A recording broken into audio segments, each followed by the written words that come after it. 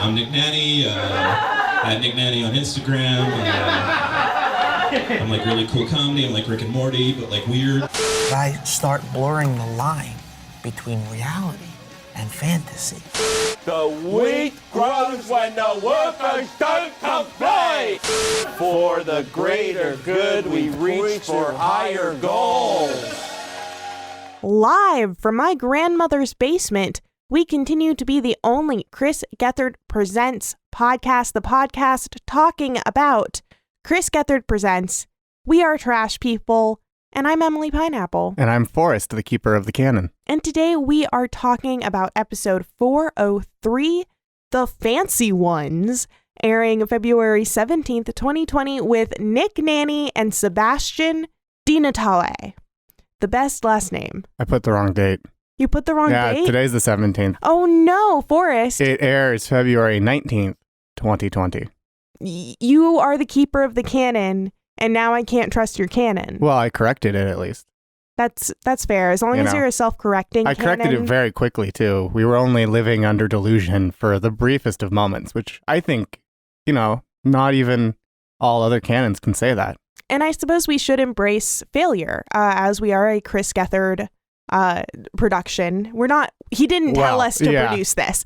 We're not endorsed by Chris Gethard in any way, except that he was very nice to us all of the times that we have met him. Yes, but that does not necessarily mean endorsement. But we're under the Chris Gethard umbrella. We are speaking about his oeuvre, and included in that is the idea that failure is good. Yeah, I mean, I felt like I was definitely losing very well, frankly. And then in that moment, we highlighted it, and so now everyone knows. It's a learning opportunity now, not just an invisible failure. Everyone knows that everyone makes mistakes, including extremely charismatic and put together podcasters who talk about comedians in New York. Are you extremely charismatic and I'm extremely put together? No, I was thinking both of us together. Oh, okay. We're both extremely charismatic and put together. We do everything correct, usually the first time, and we appear just so flawless. We need our adoring public to know that we fail as well. And speaking of that, I actually have a correction from last week's episode as well. AEW is a wrestling promotion that we talked about because Justin Angermeyer, Brian Fungalhead, as he's very well known, on Klon 1, 2, and 3. He did a promo trashing All In because XSW always goes all in. We said it was an AEW show. It was not an AEW show. So even in this correction, there's an error. It was actually a Bullet Club show, not an AEW show. We apologize to all the wrestling heads out there. We apologize for all of the confusion that we may have caused, and we beg your forgiveness. Yes.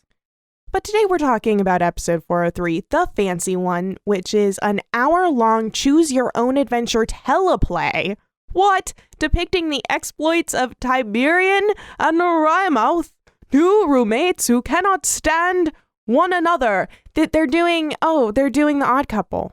Yeah, I mean, that's a good point. It is very Odd Couple. And I'm so fucking excited for it because if anyone can take a trope and just fuck with it, it's these guys. And on Twitter, we even learned a little bit more about what this episode will be, where they said it's a 1980s style teleplay in which refined artists plot a dangerous dinner for their landlord. So it's both The Odd Couple and a murder mystery. Yeah, it's like, what if Agatha Christie wrote The Odd Couple? This is going to be fucking amazing. A little something like this. I'm hella excited. And this is also a choose your own adventure. So people are going to be calling in and they have a bunch of different outcomes that they're probably memorizing, knowing these motherfuckers. So the cast includes, let's just talk about these motherfuckers. We're like talking them up. We're like, no, they're perfect for this. And we have not proven our thesis. No, not yet.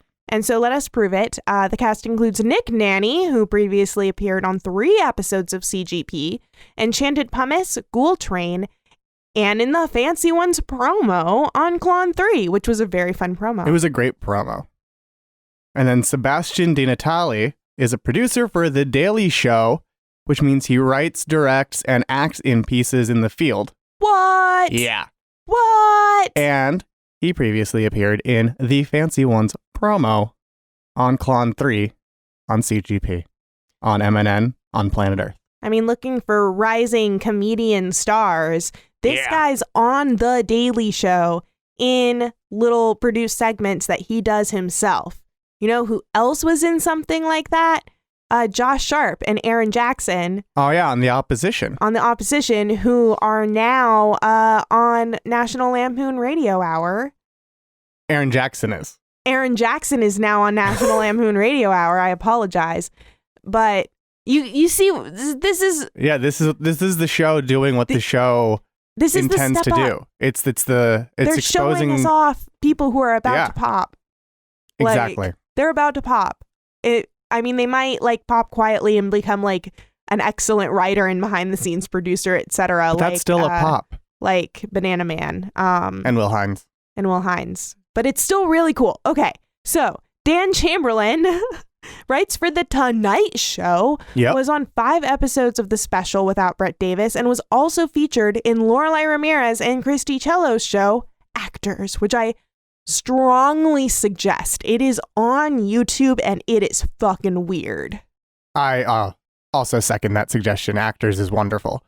And then Yoni Latan played the Minotaur in the TCGS episode Pot Brownie Roulette and played Cum Pappy in the crowdsourced character contest 3 back when TCGS was on MNN. And we might see an appearance from perhaps Claire O'Kane. Possibly, because she and Nick Naney are married. Yeah.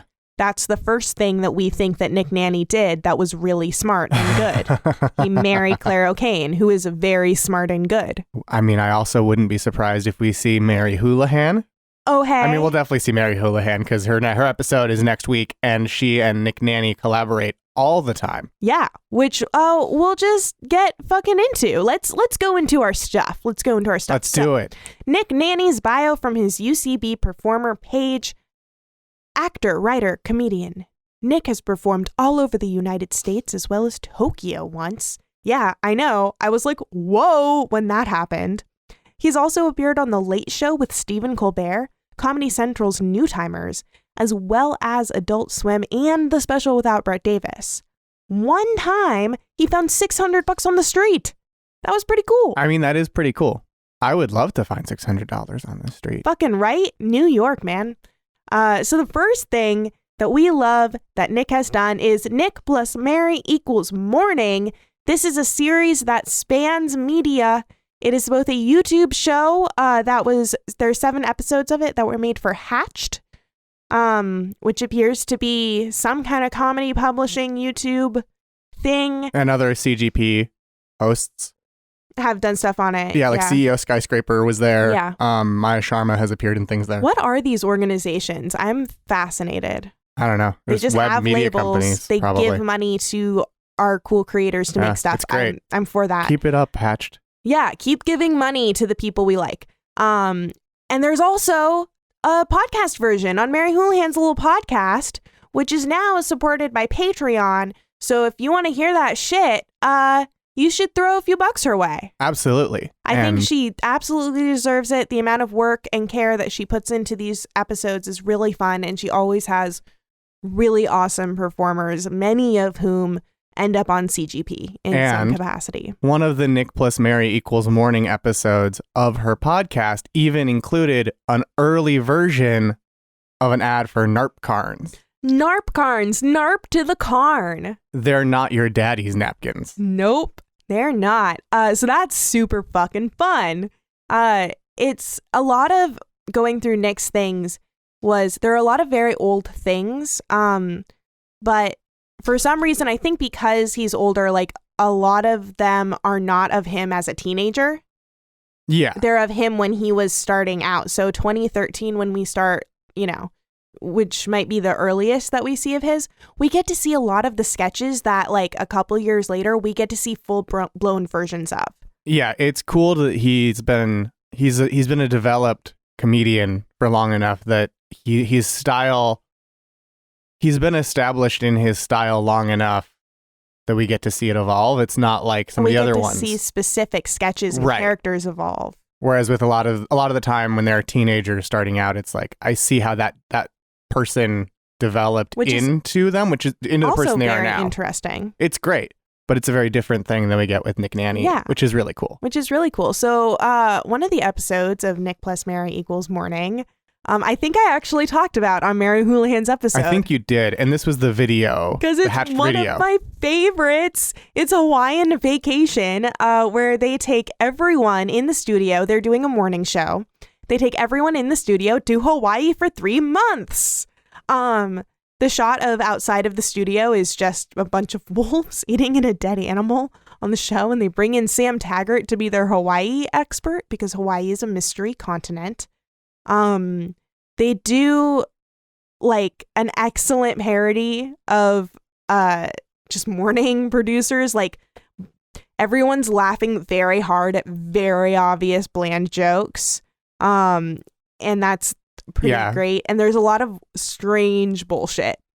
There's a lot of surrealness, which I think is definitely a key element to Nick's comedy overall. He's very good at, and Sebastian as well, who we'll talk about later, but Nick is very good at that sort of blurring of reality and then fiction, and he's just it's there's a weirdness to a lot of it that I love so much. It's like a magical realism, but into comedy rather than just bizarre shit. Who's the Latin author who did a bunch of magical realism that I'm obsessed with and forget the name? Well, I mean, if you're obsessed with the author, I think you should remember. Do you mean Gabriel Garcia Marquez? Yes, I do. Or Isabel Allende? Oh, I love Isabel Allende. Which one? She used to live next to my friend growing up, and she took an element from my friend's life and put it in a book that I read.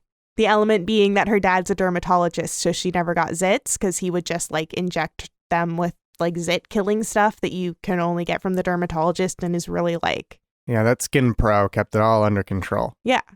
And that's in a book that I really liked. That's really cool. Okay, so magical realism, but in the comedy sphere, which makes sense as to why he does so many things with Mary Houlihan and Joe Rumroll. For example, Cartoon Monsoon. Well, also, sorry, one more thing about Nick plus Mary equals Morning. There's another episode with Papa Gethard himself, which you may want to check out. It's wonderful. It's also surreal, which is another reason I want to talk about it, because the studio goes to some surprising locations, and definitely check out Prank Week, which is the episode that has Papa Geth. Papa Geth. Another Mary Houlihan and Nick joint is The Cool Guys. The Cool Guys is so much fun. This is another Mary Houlihan's little podcast. And it's really fun to just see him doing a lot of different characters. But this is the two of them as like really cool people. As they're described by the podcast description, they play two crazy ass white boys who host the massively popular The Cool Guys podcast.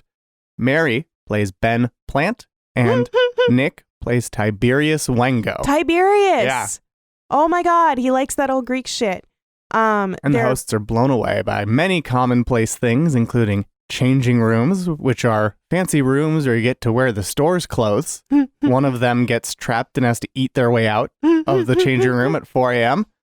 And then Tiberius has beef with Regal Cinema because they didn't tell him which way to face to see the screen when he was watching a movie. He thought it was an experimental movie where you didn't get visuals, but he was just facing the back of the theater. He's just ahead of his time, really. Oh, yeah. And my favorite part, or the part I related to the most on this episode, is when they create cinematic universes out of unrelated shows.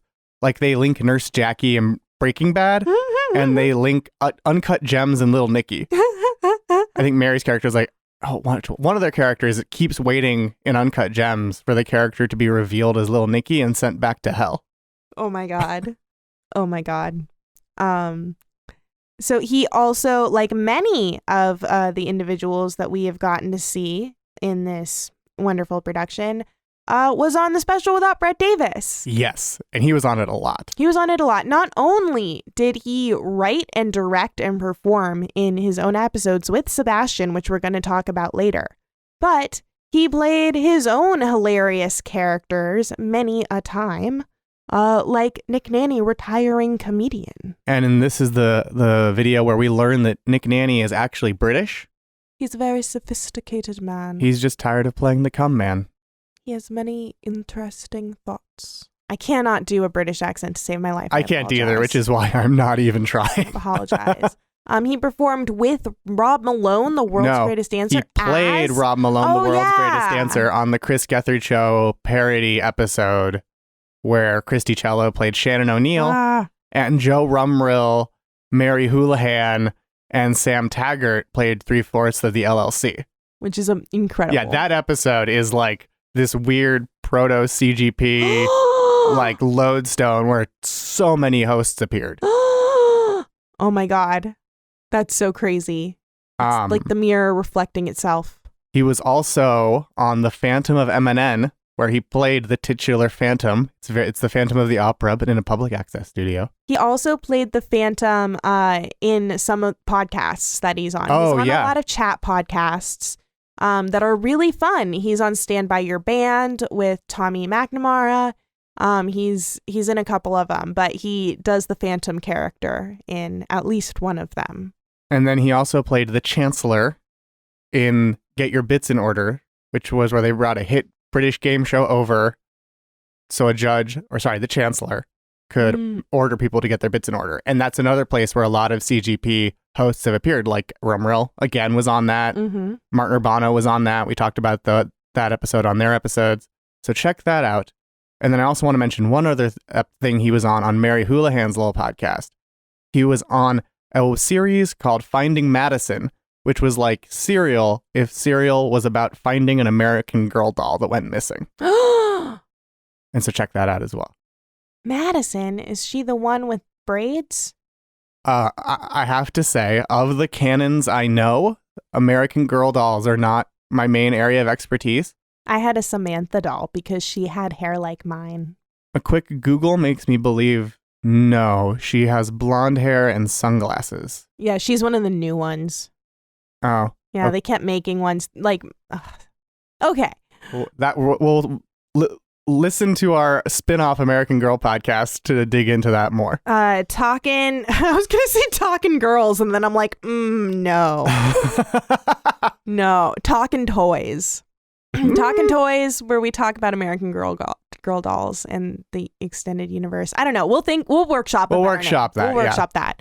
But the next thing we loved about Nick Naney was his one-man show, Let My People Eat. This is from 2016, and this is where I got to see a lot of the sketches that later get the opportunity to expand and be developed into bigger, more exciting things. Also, Lorelai Ramirez is in it, which is really fun. Lorelai plays a comedian that comes up after Nick comes out in a blue morph suit, rapping really excitedly about his show.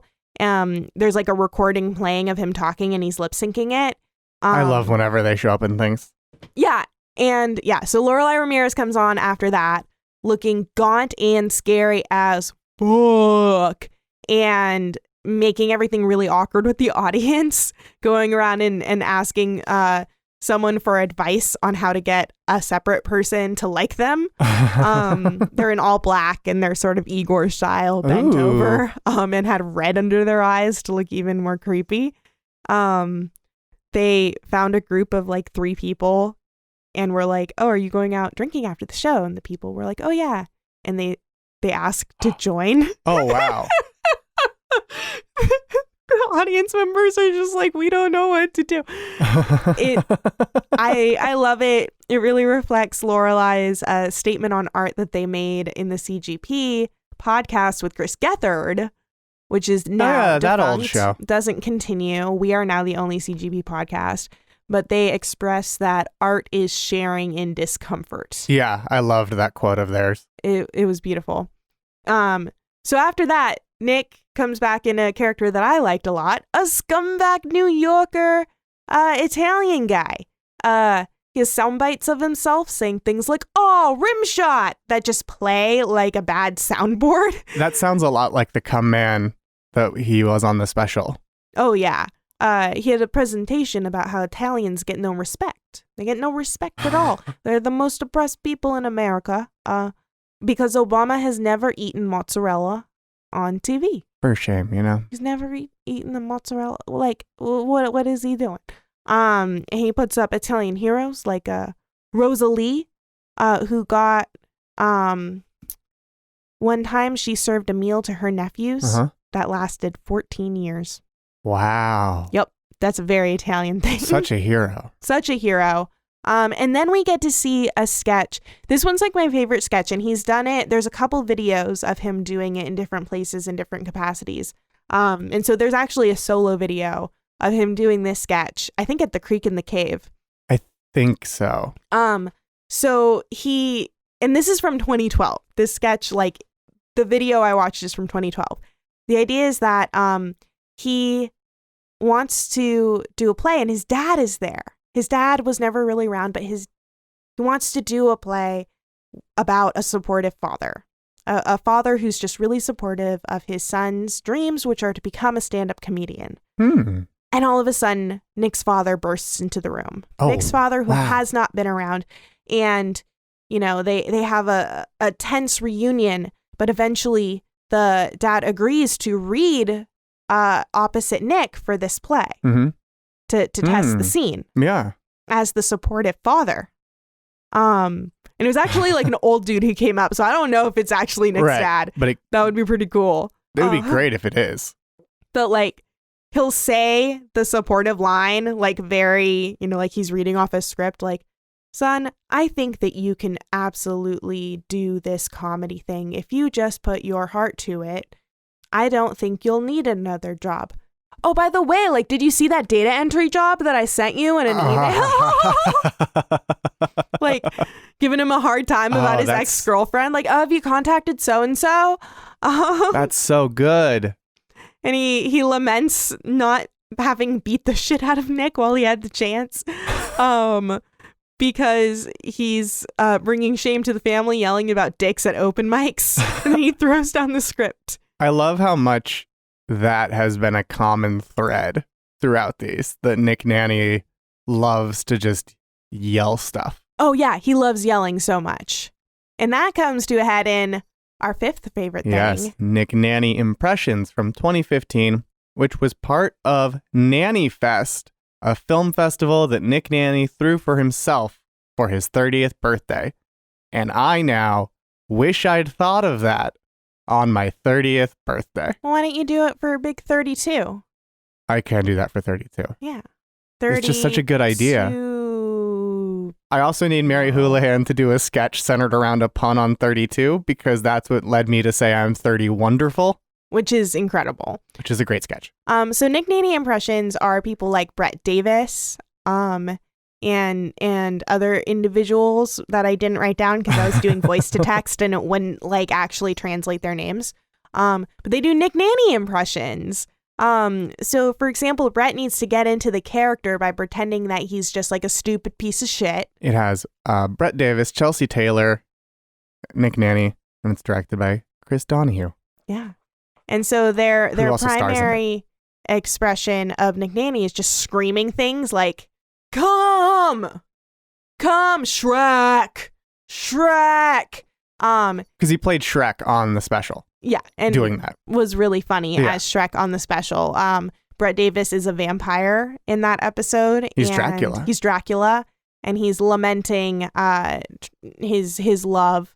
They also got Richard Kind on that episode, which just blows my mind. Yeah, so like Dracula's human roommate is encouraging him to, you know, try and pick up a new girl. But Shrek like tells Dracula, you know, like these normal human girls, they don't go for monsters. They don't go for monsters. It was a very affecting scene.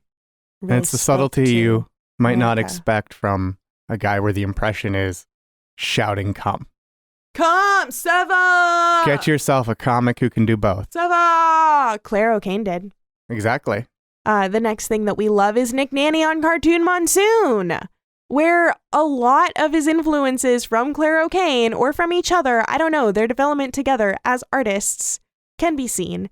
You know how Claire O'Kane does this excellent thing where she will say a punchline and then say it again in this like weird, awkward way that shouldn't work, but makes you laugh harder because she's so confident. I do know that thing. Nick does that. Oh. In this one, I see this. He talks about alt-right message boards, and he's like, lol. This one was one of my favorite jokes. He's like, my avatar isn't the Joker, it's the nurse Joker. That makes me very different. Yeah, that means he's a feminist. And that he's the part of the wedding speech from before he met his wife. Like, that's where he is in his life. Oh, wow. Isn't that funny? And it has a couple fun bits about New York. Signs off as John Benet Ramsey. For no reason. He doesn't talk about it at all in the set. He's fucking weird and I love it. It's just like random shit and you're like, what? Well, and Cartoon Monsoon is such a perfect show for that kind of stuff. Oh, yeah. And speaking of stand-up, we want to highlight 2 videos where you can see his stand-up for yourself. They are long freaking videos. Yeah, it's great. Like 2 30-minute videos. And in the first one from 2013, there's a lot of like observational comedy. He talks about how he's doing a stunt tape for Comedy Central. And he's like trying to make it good for Comedy Central. That's in the 2017 one? 2017 one. Never mind. Yeah, the 2013 is at Creek in the Cave. Oh, okay. Yeah, in the 2017 one, he's trying to do a cool thing for Comedy Central.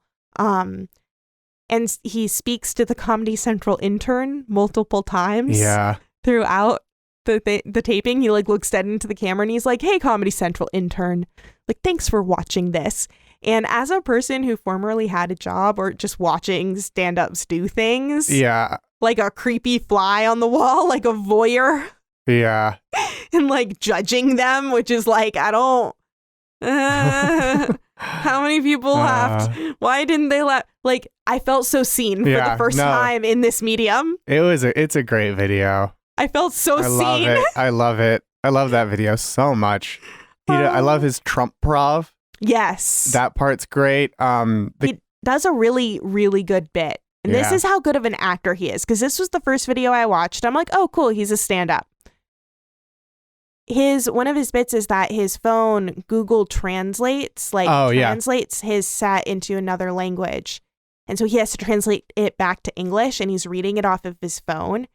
And he, like Martin Urbano, like, you know how Martin Urbano is able to do his jokes physically and miming it perfectly even when someone else is reading it? Nick Naney does his jokes perfectly, but they're like all fucked up translated things. Yeah, it's really cool to see. That was my favorite part, I think, just because he clearly had it memorized. It reminds me of Joe Rumroll's like one note off of the national anthem. That's a good comparison. And he nails it. Like when he has trouble with the phone before the translation happens. Yeah. I legitimately was like, I think you're doing a character, but like, I think something may have just gone wrong. He really does hit that line very well within anti-comedy. Yeah. Which can be tough because like there has to be something about the anti-comedy that lets the audience know like, oh no, this person's doing this on purpose. Otherwise they feel bad because they're watching someone bomb. Yeah. Which they don't want. His intense confidence and just perfect nailing of these really strange elements that like freaking like reading fluently like weird translated language like it's a normal joke. And he's still pretending that he's flustered. And we're like, oh shit, son, you know what you're doing. What will you show us next that's going to look like a mistake but isn't? And we never know if it's going to be a mistake or not, or if it's going to lead to something. It's like Game of Thrones. Yeah, no, there's lots of twists and turns. And you never know what could go wrong. And it's so cool to get to see a stand-up do a character like this where it's a stand-up. His character is a stand-up. Right. And there's not... And I guess all stand-ups are... their characters are stand-ups, but this is even more. There's not like... Often when I see people doing a character, there's a bigger affect change or something that's different from themselves. Yeah. And so it's really cool to see someone play a character so clearly. Like this is so clearly Nick Naney as Nick Naney, comedian pandering to stand up to Comedy Central intern. Mm-hmm. But like it still feels like him while also feeling like the character in a way that, you know, like Martin Urbano, his pedophile character feels like pedophile character that Martin Urbano plays. Mhm. And this Nick Naney one, because it's, I don't know, I think it's because It the feels heightening so is less. close. Yeah, it's the heightening is less severe than for something like that. It's comedian wanting to do well on a demo tape is such a grounded character that he plays so well Yeah. that it feels real in a way that stand-up characters don't always. Yeah. And like, not that those aren't funny or real, but I really loved No. that feeling of I don't know what's going to happen next. Yeah, and to be clear, that definitely is not a judgment call on those other ones are bad. It's just they're doing different things. Yeah. And this is a thing that It it's created interesting a to really see. fun. It created a really fun experience. Yeah. So now we're going to talk about Sebastian. I'm talking about 7 things we love, and then we'll talk about the things they did together. Sebastian's bio from his website, because he has a website. None of these fucking comedians have a website, but a writer-director Yeah. has a fucking website. Oh, yeah. Sebastian is a Brooklyn-based writer-director currently working as a field producer at The Daily Show with Trevor Noah. He's been directing plays, musicals, live comedy, commercials, film, and TV for over 10 years, and his work has been featured on Comedy Central, Netflix, MTV, and The New Yorker. So many things. All those places. I need to breathe. Well, you can watch most of his pieces on his website, and he performs monthly at the UCB Theater and has won several ping pong tournaments. And as someone named Forrest, I am very impressed at his ping pong ability. I wonder what class everyone took where, like, the last sentence has to be something, like, unique, fun, and quirky. Like, who told everyone to do that in their bios? Why did... It feels know. good to read. I giggle every time, but... I don't know. I mean, I wonder if it was ever in a class or if it was just like an informal norm that sort of developed within I'm UCB pretty sure... for that. I'm pretty sure that every single person who goes to New York and is, like, has intentions of being a performer, Uh-huh. they are conscripted.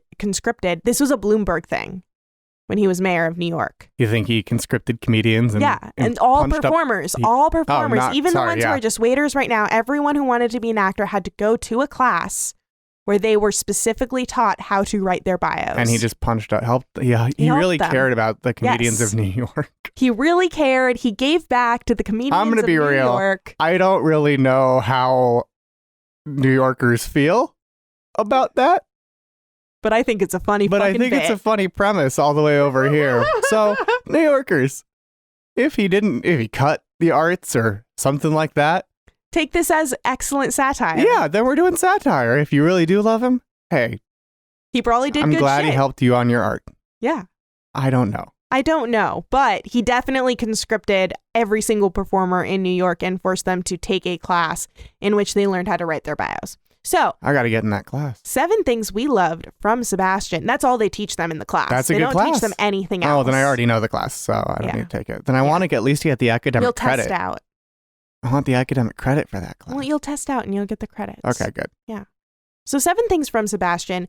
He directed a Netflix comedy special. Yeah. It's for Ronnie Chang. Yes, who is on The Daily Show, and the special was called Asian Comedian Destroys America. Oh, I saw that. Yeah, it's that special. It's really He good. directed that special. Oh, that was really good. Yeah. Yeah, so watch that fucking special. Ronnie Chang's hilarious. No, yeah, it's a good one. And the trailer is also just very good on its own as a thing. This motherfucker can shoot. Yeah. Like, we've watched a lot of web series and web sketches and web videos. A lot. We made them as Yeah. college students. Like, Yeah, well, we've seen yeah. like Oh. amateur shit. This motherfucker can shoot. No, his timing is amazing. The framing is always really good. Like, The colors, it's always perfect. Nothing's Yeah. like, he never had to compromise on a shot. He never had to No. put in a less than perfect He always shot wo- because he didn't get Yeah. a perfect shot. it seems like he always worked. He And was always this- very good at working within the confines of whatever the limits on a project were Mhm. and using them to their best and just planning. Yeah, and his sound is incredible. It's flawless.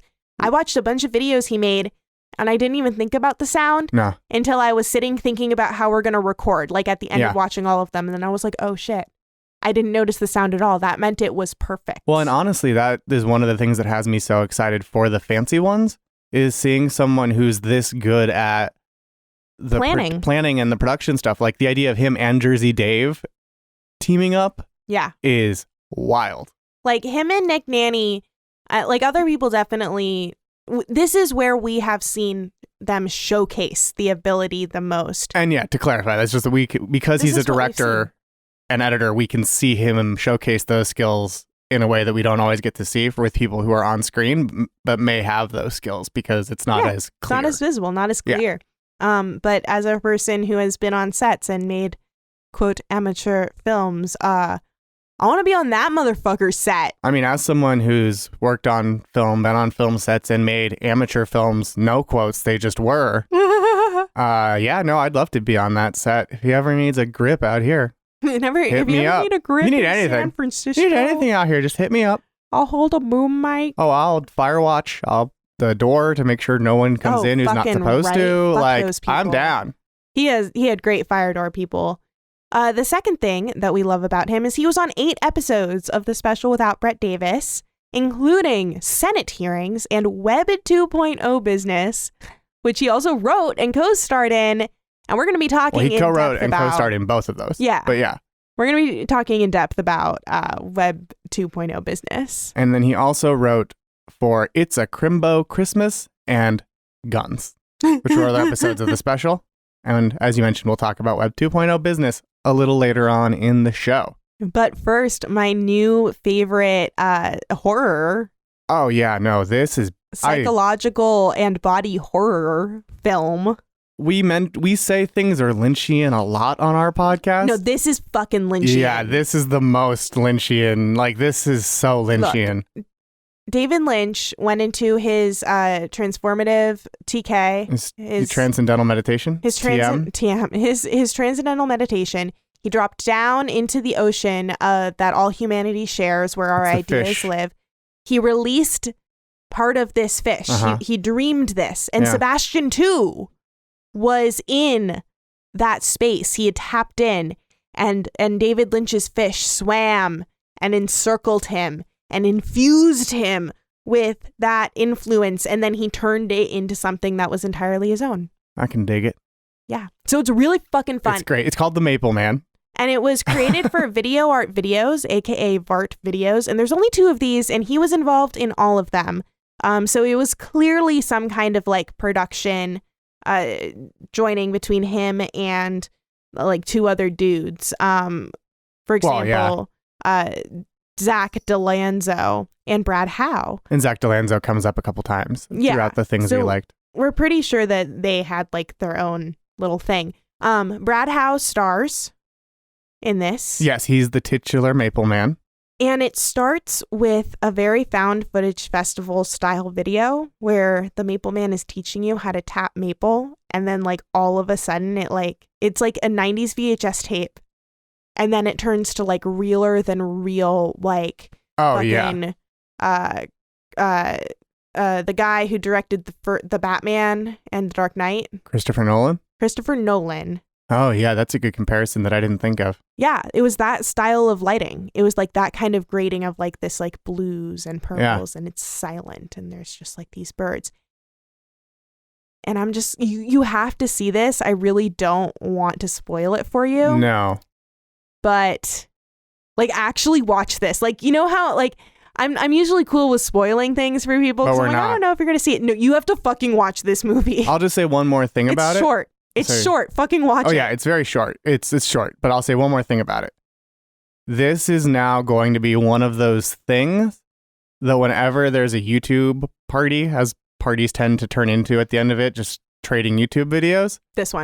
This is going to be the video that I do when I'm like, okay, check this out. Here's something really cool. Boom. And this one as well, the other VART video, Rack 'em Up, Sit 'em Down, which is all fun, all joy. It's great. It's very, it's Tim Shane's slow pitch softball tips and tools. It again apes the 90s VHS, 80s VHS instructional tape style, so like it's graded in that way. And There's, the like all the graphical elements so perfectly ape the like use of black outlines and shadows and all of that. And the tape skips sometimes, and it's so good just from that level. So the main idea is that not only is this person giving hilarious advice on how to like play baseball and be more manly than the other people, but he really made this video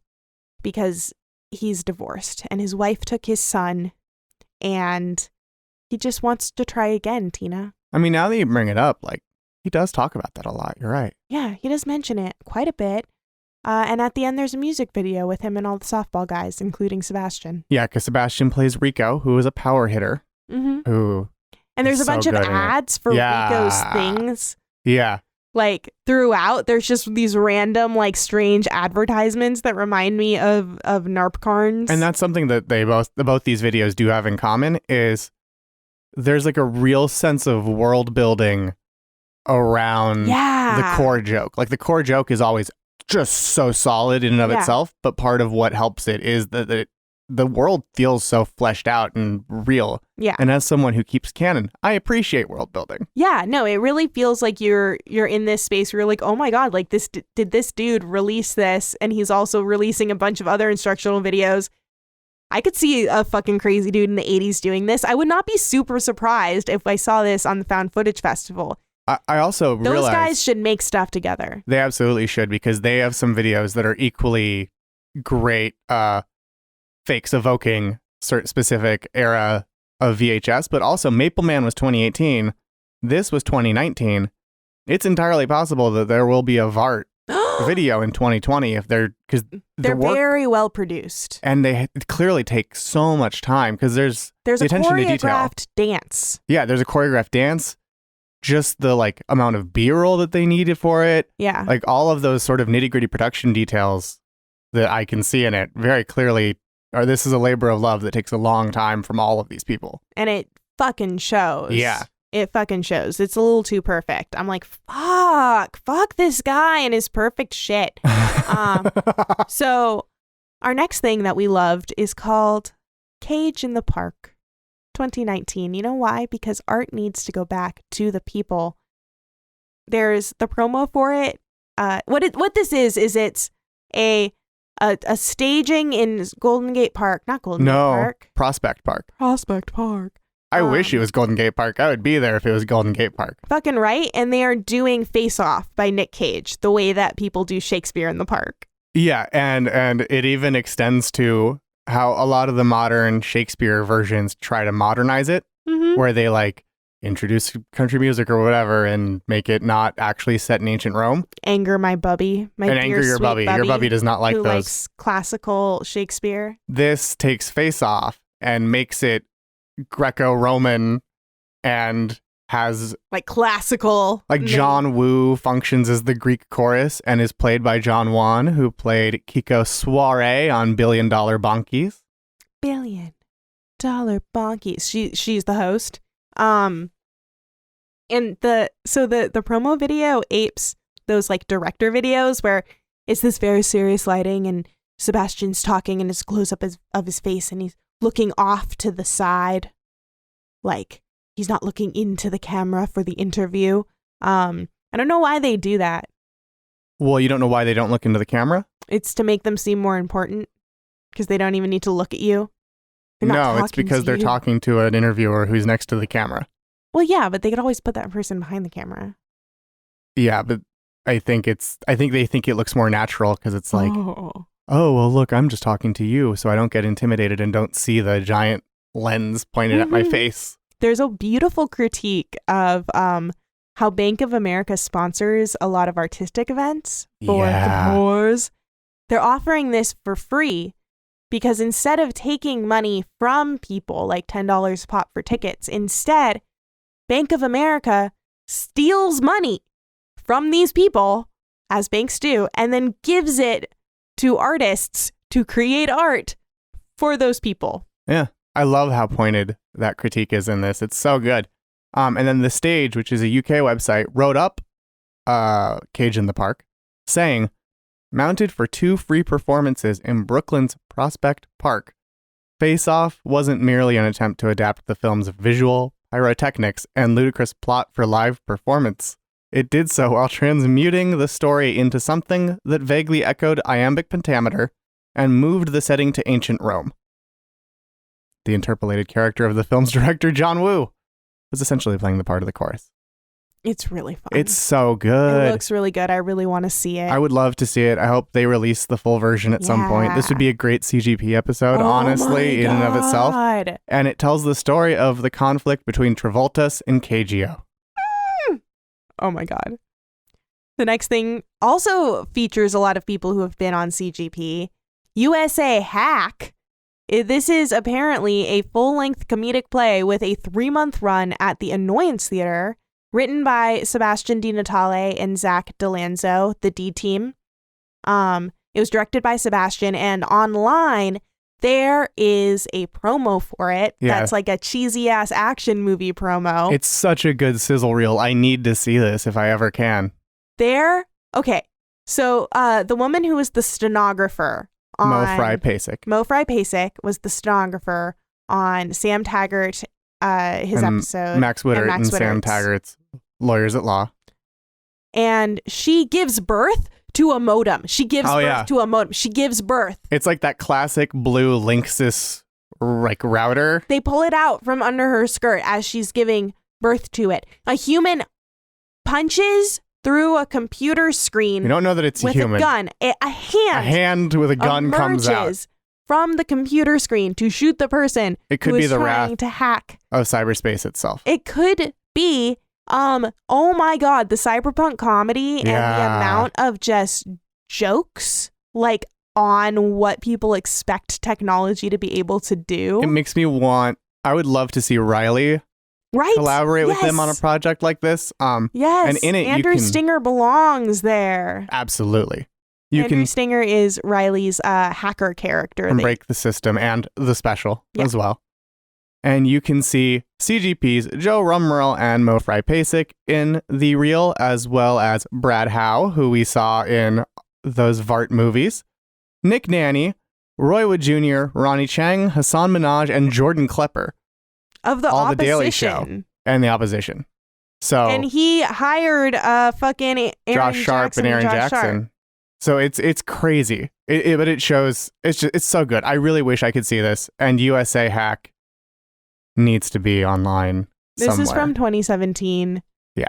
If you're listening, put it online for us. We'll pay you monies. We'll pay you a reasonable amount of monies to see it. Yeah, I mean, if it was like a rentable thing, I would rent it in a heartbeat. Oh, yeah. And then we go from 2017 all the way back to 2012 for Sebi and Danny and also Dan, which is a wonderful, cute little web series that Sebastian released with Sebastian with Danny Leccioni and Dan Siegel, who wrote, created, and starred in the series. So it features a couple who are living together, Sebi and Danny, Sebastian and Danny, and their roommate Dan, who is very depressed. He just wants to get back with his girlfriend Kayla, and they have beautiful antics together as an odd trouble. Well, and then Sebi and Dan have been friends since middle school, so they go way back. They have there's 7 episodes, and there's like awkward taboo moments. There are dancing in the kitchen and making pancakes for their anniversary while Dan is so sad. There is a conflict about Mario Kart. Yes. In one of the episodes. Episode 5 has a very Parasite-esque plot point. I loved that. I mean, I know this really Parasite. And they play with dreams too. Yeah. Very cool. Episode 6 is like Paranormal Activity, but with a mouse. The Blair Witch Project. I loved that one so much. It's just such a cute web series that took me back to like that early like web series era. Mm-hmm. And I just love it. I loved that era. I loved that it was just shot in an apartment. Yeah, it was just shot in an apartment, shot beautifully, of course. That's the thing. Like, sounded incredible, of course. Sounded I'm still amazed at how good the sound was. Right? And I didn't see any fucking lav mics. the editing, it was edited so well. They might have ADR'd it, Oh, that's actually a good point. which is when the actors record what they're saying in the scene the same way that they said it on screen while they're watching themselves, and then you just dub in that audio. And it's complex. And it's the It's norm difficult for like performers. Yeah. They learn. it's very hard, but it's such a wonderful show. The writing is so good. They do a great job of making all three characters likable and annoying in various times without making you lose affection for any of them.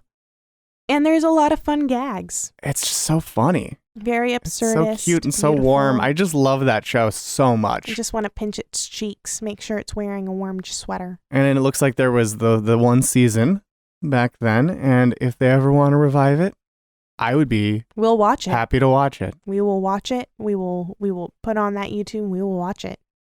And now we're going to talk about things that Nick and Sebastian did together, because I need to talk about fucking Web 2.0 business. We're talking about Web 2.0 business. This is the main thing we're going to focus on that they've done together. This is it's almost like CGP. This is a Brett Davis episode, special with that Brett Davis episode.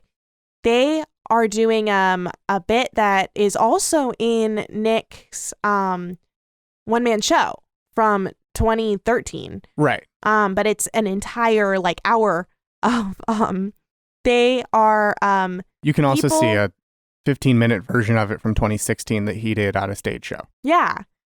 So Nick and Sebastian are individuals who are giving a presentation to a business to try and energize the workers and create more productivity. And it is a complete hilarious dystopia. But they're acting all normal and using all these like businessy terms. I've never been to one of these meetings, but you have, Forrest. Oh, yeah. Describe this. You get that vibe of they do a very good job of, as very charismatic people, of turning down their charisma. So they seem like non-charismatic people performing as if they are charismatic, who have memorized like 5 things that are the things you do to be charismatic. Where it's like, yes, pop culture reference.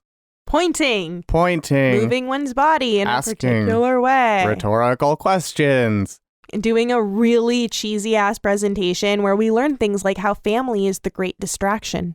And Nick, throughout it, is speaking silently to all of Sebastian's lines, which so clearly communicates like how much they've drilled and practiced this presentation and how regularly they give it. And they're like extremely concerned throughout, because if they get this presentation wrong, well, they could be in a lot of trouble from the great Lord Fletcher, Absolutely. he who runs the company. And then there's also, it reminded me a lot of Steve Ballmer, who we've talked about before on the Klon episodes, who was the old head of Microsoft, who was well known for being very manic on stage and yelling and dancing. And they don't have the yelling part, but they have the like, I am dressed in like white shirt, khakis, tie, but I'm trying to act like a rock star, but I am not a rock star. No. And I can't do it. No. And it's a beautiful dystopia that they create. And the whole time I was like kind of whacked out because I'm like, the dystopia is us. We are the dystopia. Well, and Andrew Tisher is on the special version of it as the Honorable Orenthal Coldstorm, who is the royal organizer. Yeah. And I mentioned world building before, but at least with the special version, there's like so much of it. And it's also good. It's such an effective like corporate dystopia. There's no working for the weekend. It's working for the work end because there's no weekend. No, of course not. And there's the Harold the Business Hound in the special version. Oh my God. He's just in a fursuit with a dog head. He looks like a cartoon. It's so good, and it's so terrifying. He just watches. It reminded me of Ray Bradbury, Yeah. the police dog. That's like Yeah. really creepy, but this one is a cuddly, fuzzy animal. Well, and it's one of those things that I noticed with the special, where it as like a show, and also just with Nick and Sebastian, they like to do that. On the surface, it all appears very happy and cheery and perfect. but there's this like dark heart inside it that like is beating and gradually like boils over and overwhelms the like happy facade. Yup. And I love it. I love that in comedy. They have some examples of products that they're trying to this was so sell to good. people, including the Todd Prod, an app which uploads your product's brochure into a toddler's brain. You point it at a toddler just in the world.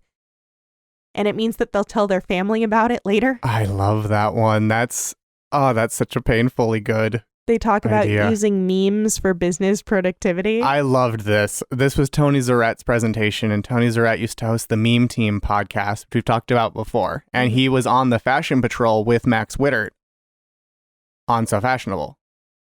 That was on Mary Houlihan's little podcast also. And so he does a great job of taking memes and then just like demolishing the humor in them. Like he's so good at it.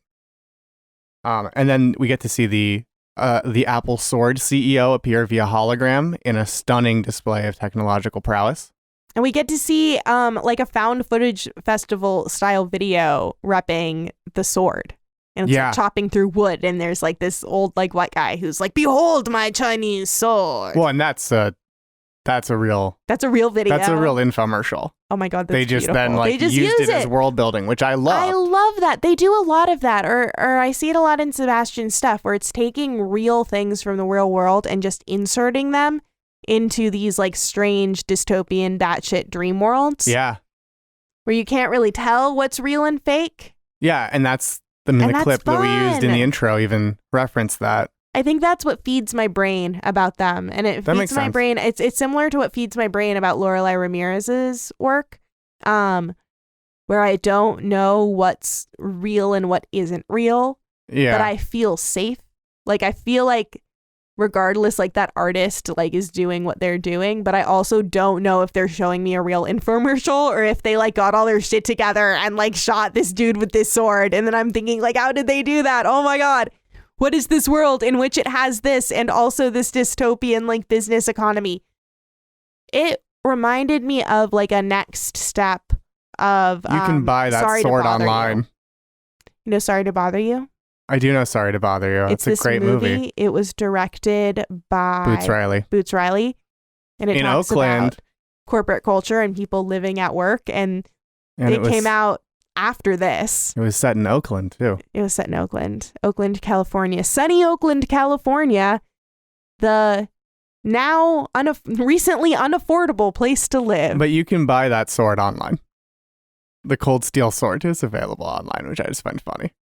That's fucking hilarious. But also a comment on this video from the user S2735 really summed up why I love this episode so much. And they said, "This episode is like a nightmare. My favorite episodes are the ones that resemble nightmares. Keep up the good work." It really is, because it what I love about it is it has that nightmare quality. You don't know what's real and what isn't, and things just keep getting deeper and deeper because there's a whole world behind it. And you feel that world, but we're laughing at it and we're seeing it in front of us, and so it like defangs the nightmare. And you can see that there is a logic to what is happening, but it's an impenetrable logic because to a degree impenetrable. Like you see it, but it is intentionally not quite decipherable in its entirety. Your brain fills in the gaps. Yeah. It really lets your brain fill in the gaps and feel like it's like in Harry Potter when we learn about house elves. Oh, yeah. Harry's like, oh my God, like there's a whole underclass of other creatures. What the fuck? I went 3 years of my fucking, or a year of my fucking life in this world and like didn't know about that. It's like that. Yeah, no, that's a great comparison. And then you're like, what else is in the wizarding world? And then a bunch of podcasts happen and like cool Reddit threads and fan fiction, which are all better than what JK is doing right now.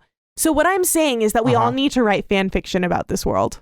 Oh, the Web 2.0 business world? Yes. That would be amazing. Yes. I want to do like letters from corporate jail or something. Oh, and you could do like real super 90s podcast art and everything for it. That's a great, I love this idea. Right? I like the idea that everything is for the business. It reminds me of Welcome to Night Vale. It's very Night Vale. Yeah, no, but that's all. It was also very cyberpunk, much like USA Hack, where that corporate dominance is, and like the weird melding of like royal titles with corporate titles and everything. It's so great. Mm-hmm. It's really fun, and based on what I've seen from these guys is that like they do things in a lot of different ways. Like they use those characters in a lot of different formats, and they present them at a lot of different venues of different sizes, and they adapt it for those things. This is going to be fucking awesome. Yeah. They've done something like this before. They have. And now it's like blown up and incredible and for a whole hour in a studio. Yeah, and the fancy ones is going to be magic. I mean, a choose your own adventure TV show is a cool idea. It's a cool idea, and it's a Ray Bradbury idea. It is. It's a Ray Bradbury idea in Fahrenheit 451. Yeah. That was a thing that you could do, and it was all super vapid and weird, but this is going to be like on its head. Well, and the fact that they're doing it, it's not like whatever that Black Mirror one was, where it was all just like under the scenes, like technology in the back end making it work. It's like, this is so much cooler because it's just them it's like these two dudes who wrote it. Yeah. And just doing it and figuring it out and like creating a show from that. I wonder if that's what the calls are going to be.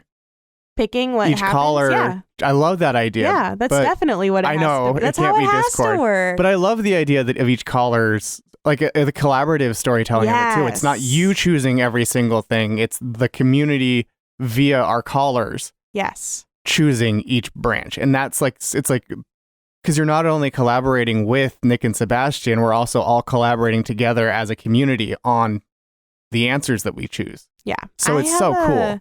I have a feeling that there will be less of a dark underbelly in this particular episode because it seems very Odd Couple. And they can also play light very well, as we see in the web series. Sebby and Danny and also Dan. And then even Nick.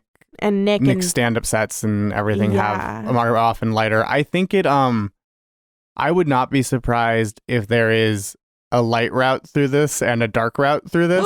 Oh my god, I want the chaos dark route. I know, but like I could totally see there being some decision point that forces it out one of those ways, depending on how we choose. Because like giving a dramatic moment where we can choose the like dark horrible option or the great one would be so interesting.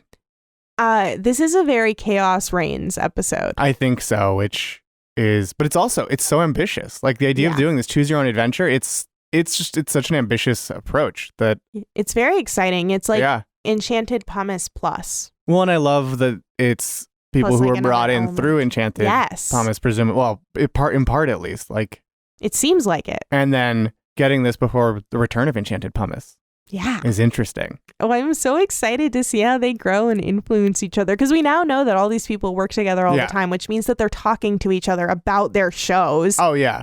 Which means that they're all helping each other and upping each other's ideas. Yeah, like I'm definitely sure that Mary gave tips on how to do everything. Talked it out together. I'm sure that they are helping each other develop shit. Yeah. Like they are artist collaborators. Yeah. And when you get artist collaborators doing things, the things are incredible. They're like 10 times more amazing. I agree. And I mean, I think that's been one of the secret sauces of CGP is the fact that it's not just the individual comedians getting highlighted. It's this entire scene getting a nice outlet week after week. Because I know that when we did that Mary Houlihan episode, we were like, oh, wait.